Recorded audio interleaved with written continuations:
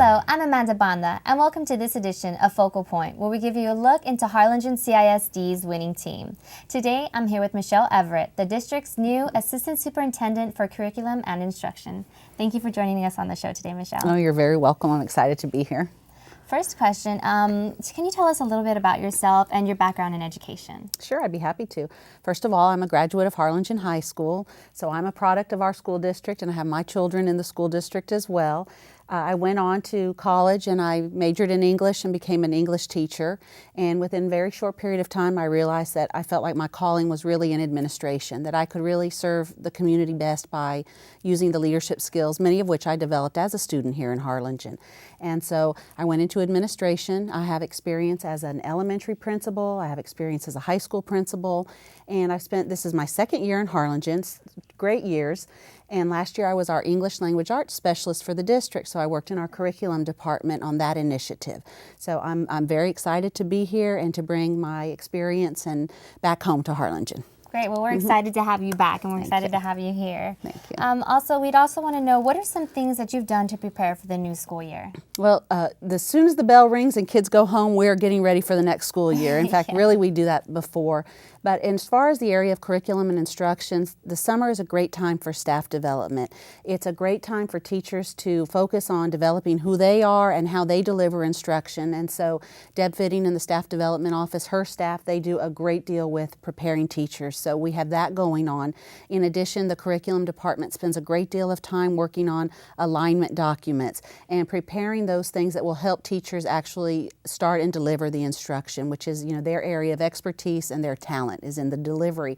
But we're working very hard to have an aligned curriculum. So through curriculum, staff development, those are two main areas that we really focus on in the summer. And what do you see as your long-term vision for Harlingen CISD? Well, there's no doubt in my mind that we will be an exemplary school district. Oh, yes. We are a recognized district this year, and we are so excited about that.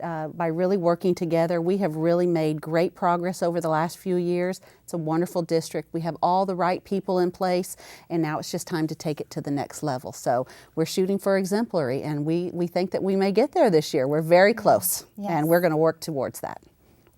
Being that it's your first year, what are some challenges that you anticipate facing, and how do you plan on meeting those challenges?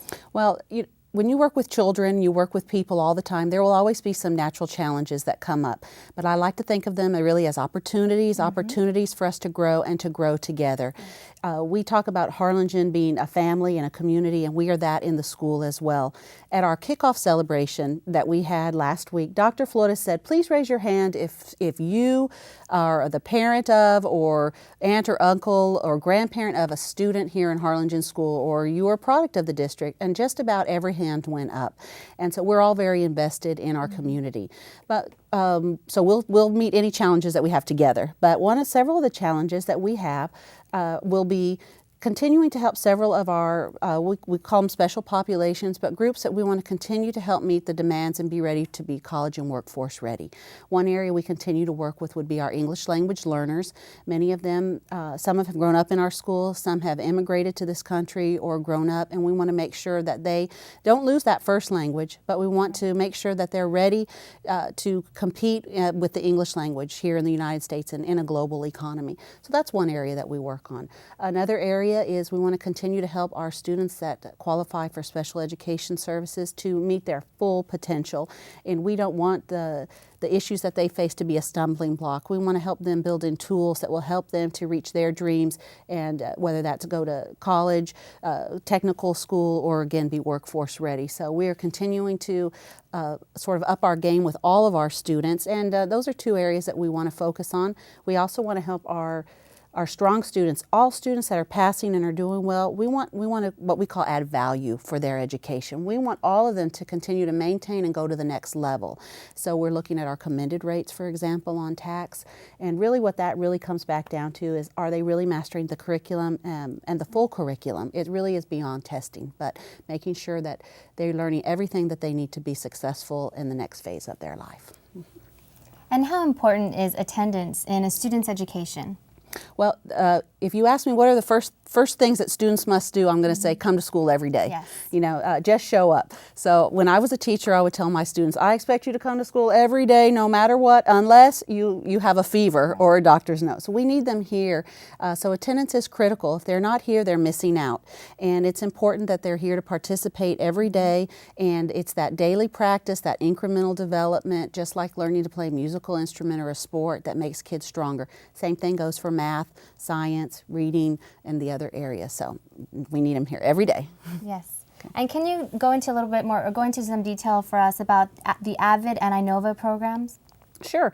I mentioned a little while ago adding value to all students, and that's one way that we can do that.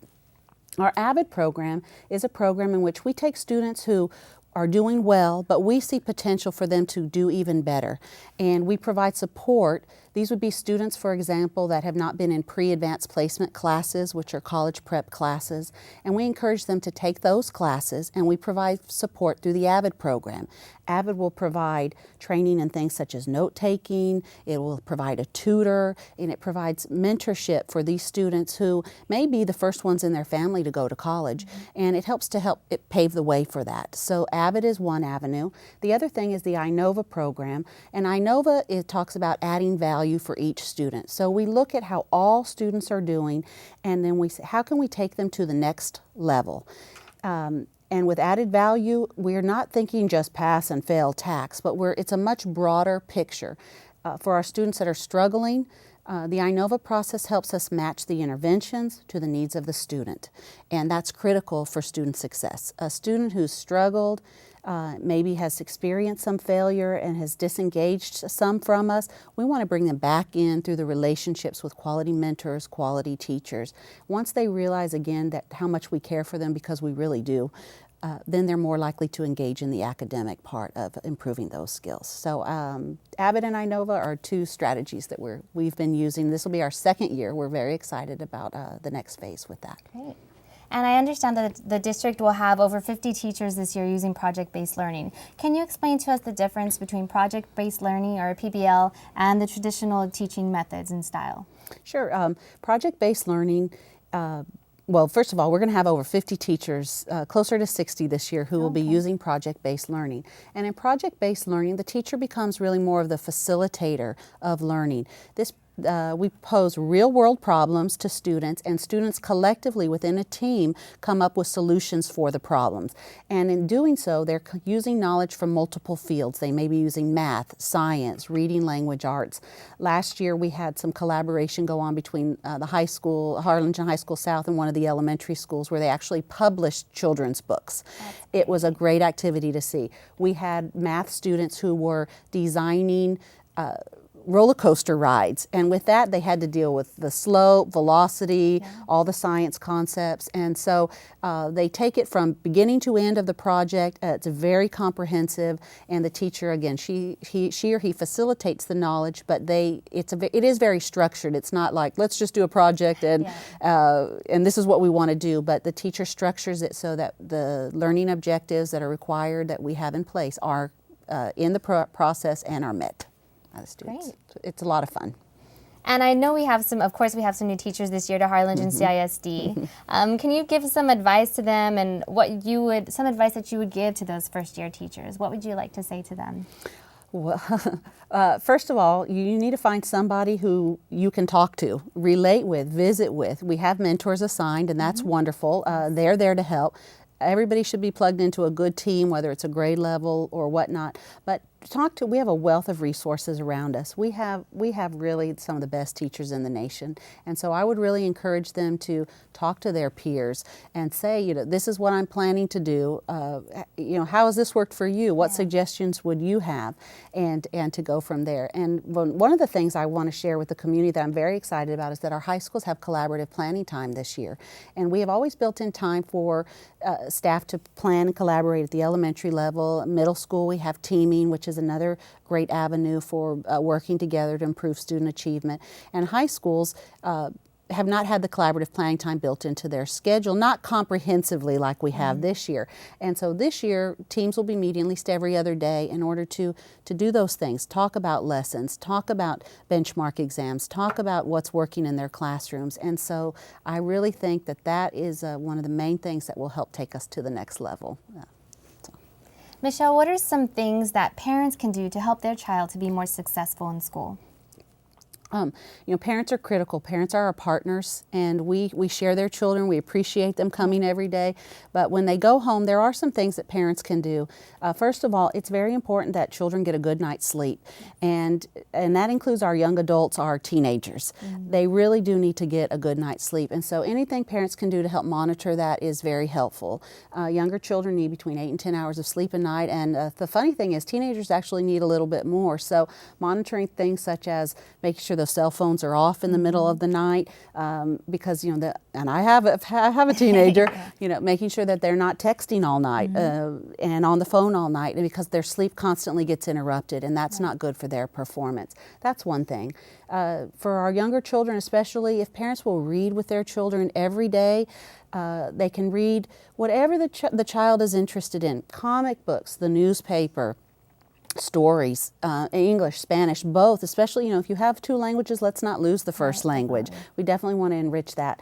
But reading to children, so those are two very, very important things that can help children succeed in school. And you mentioned attendance is very important as well. The attendance is very important as well. You know, we do have another thing this year that is exciting. We haven't talked about. We do have free breakfast for everybody. Oh, that's right. And though that's not directly curriculum and instruction, the studies do show it is important, and it's important that students get a good breakfast. So if they don't have time to eat at home or can't for some reason, we want them to eat at school to fuel their body, fuel their brain, so that they're ready to go for the school day. So that's a wonderful thing this year. Definitely. I know when I don't eat breakfast, I get a little grumpy in the mornings. Everyone around here, stay away from that. She has somebody. Well, now maybe somebody might bring you something.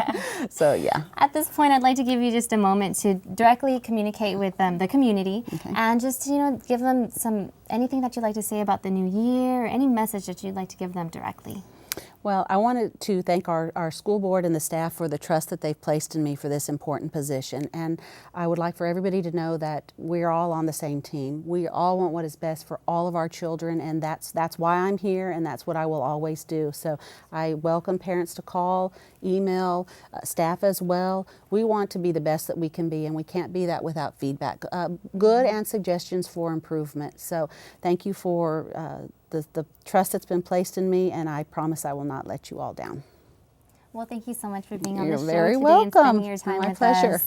Okay. And thank you for joining us on this edition of Focal Point. I'm Amanda Banda. Be sure to join us next time as we take another look into Harlingen CISD's winning team.